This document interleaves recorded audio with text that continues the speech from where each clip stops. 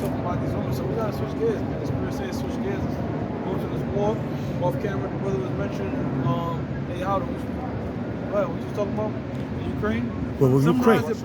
Summarize it briefly. Dmitry Medvedev, that's his name, the defense minister of Vladimir Putin, was talking about how they're going to use tactical nukes, and if they're not afraid to use, regular nukes, if some country was to try to nuke them, because they found out, to sum it up in a small little category, they found out, and they always knew that the bombs that was hitting them was from NATO and America, and they were saying that had it not been for NATO and America supplying Ukraine with weapons, they would have squashed them within a month.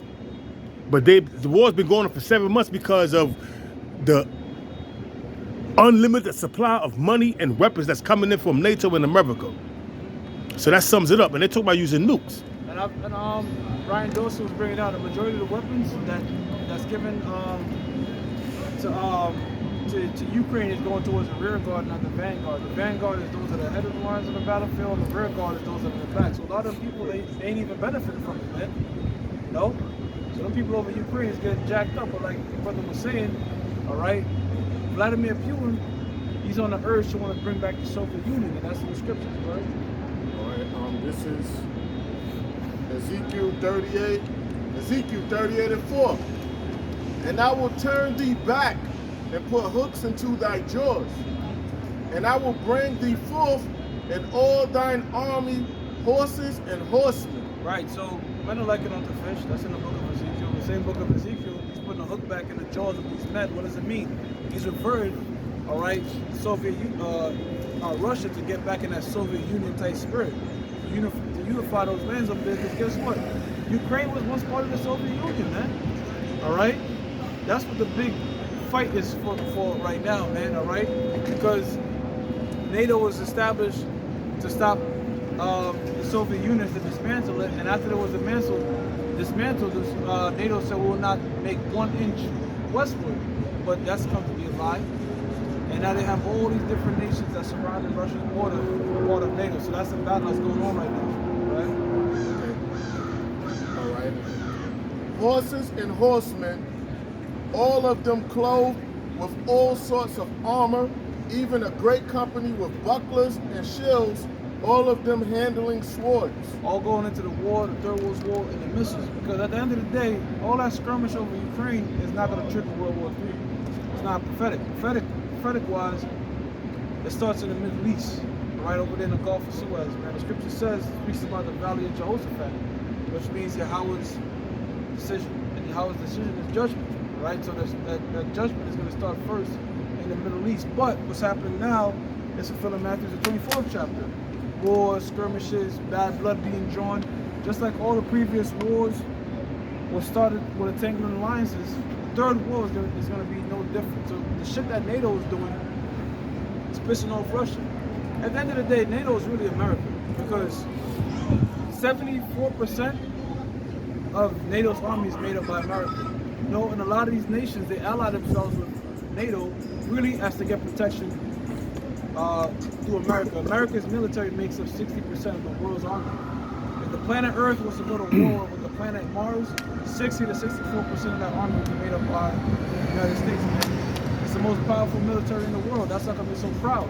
But that same pride of we're the biggest, we're the baddest, is gonna be the main instrument into America's destruction. All right? Because even those that are allied with America are gonna turn their back on America. That's right. Persia, Ethiopia, and Libya. With them, all of them with shield and helmet. Right, and these nations are already pissed off. Russia, it said Persia, which is Iran, all right? But really, they're the Persians according to the Bible, when the so-called white man dubbed them Iranians, all right? They're already pissed off with America. Why? Because America has allied itself with Israel. And the number one threat to Israel is Iran. Iran is not a threat to America. If Iran was to try to shoot one missile at America, it would be wiped off the planet Earth before it even gets here. Iran is a threat to Israel, man. All these nations in the Middle East that America targets aren't threats to America. They're threats to the state of Israel, which is run by the so-called Jew. So Israel, Saudi Arabia, and America, is beefing with Syria, Iran, all these particular nations that are allied with Russia. All right, it mentioned Libya. All right, look, you got people in Libya that are still pissed off at the coup d'état that was set up by the United States. They got Gaddafi out there. All right, there's a lot of these nations over there in the Middle East and certain parts of Africa that are pissed because what the CIA runs coup d'états in their country. They take down the democratically elected leader of their country by the people and put a puppet in there that's vested in the interests of America and these different world powers. That's what's breathing the bad blood. Confessions of economic hitman. Yep. All right, that's what they did over there. They tried to do in was it El Salvador? Not El Salvador. Is it Ecuador? Where they have Hugo Chavez? No, Venezuela. Venezuela. All right. Oh, right. They try to get out Nicolas Maduro. All right, and try to put some puppet in there. And they did that with certain parts of Latin America. They did that with they do that pretty much all over the world. Africa. They did it with Ukraine. The current leader of Ukraine was put in there by coup d'état back in 2008 with Barack Obama. 2014. 2014. Water, brother, with Barack Obama. All right. That's how come Donald Trump said, we're not touching that shit. I don't want nothing to do with that. I only care about America. But as soon as his ass got back there, Biden was on it, man. Right. See?